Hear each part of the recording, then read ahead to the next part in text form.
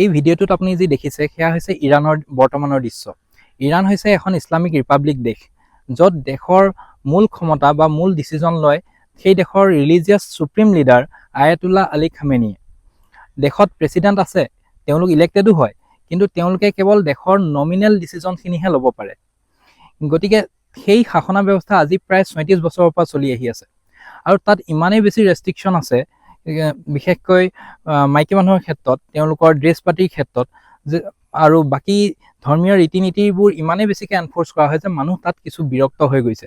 আৰু সেইবাবেই প্ৰথম আৰ্থিক অৱস্থাৰ বিৰোধিতা কৰি পেলাই সেই দেশৰ নাগৰিকে শাসনা ব্যৱস্থাৰ বিৰোধিতা কৰিছিল, কিন্তু এতিয়া এইটো এটা জনগণৰ আন্দোলনলৈ কনভাৰ্ট হৈ গৈছে। সেই দেশৰ যি মূল্য, $1 সলনি 14 লাখ ৰিয়াল দিব লাগে। মানে দেশত আৰ্থিক অৱস্থা ইমানেই বেয়া হৈ গৈছে। আমি ভাৰতীয় মূল্যত যদি চাব যাওঁ, ভাৰতীয় 1 টকাৰ বদলি 11,000 ৰিয়াল তেওঁলোকে হয়তো দিব লাগিব। গতিকে সেই দেশৰ আৰ্থিক অৱস্থাৰ কথা জানি মানুহসকলে প্ৰথম শাসনা ব্যৱস্থাৰ বিৰোধিতা কৰিব লৈছিলে।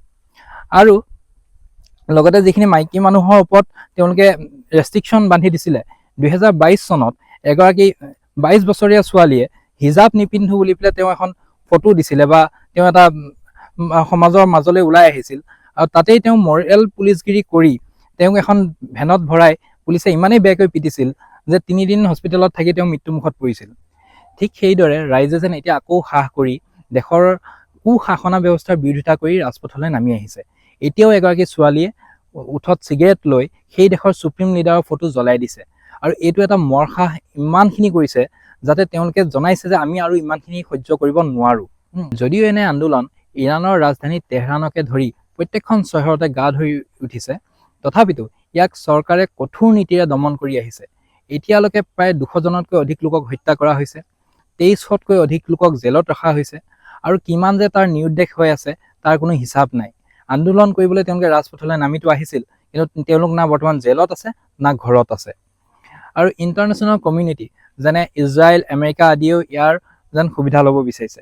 আৰু তেওঁলোকৰ বিশেষকৈ ইৰাণৰ যি শাসনা ব্যৱস্থাৰ লোকসকল আছে, তেওঁলোকে কৈছে যে ইয়াৰ বেকত আমেৰিকা আদিৰ দৰে দেশ আছে, কিয়নো প্ৰথমে নেপাল হ'ল, তাৰপিছত বাংলাদেশ হ'ল, তাৰপিছত ভেনেজুৱেলা হ'ল, আৰু এতিয়া আপোনাৰ ইৰাণত হৈ আছে।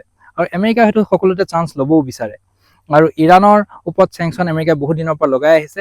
আৰু যদিহে চিটুৱেশ্যন ইয়াতকৈ বেছি হয়, আমেৰিকাৰ প্ৰেছিডেণ্ট ডনাল্ড ট্ৰাম্পে কৈছে যে তেওঁ ইয়াত ইণ্টাৰভেন কৰিব নিশ্চয় যাব।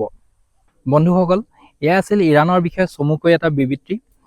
যদিহে আপোনাক এইটো চাই ভাল পাইছে বা আৰু ইয়াৰ বিষয়ে সবিশেষ জানিব বিচাৰিছে, তেতিয়াহ'লে কমেণ্ট কৰি নিশ্চয় জনাব।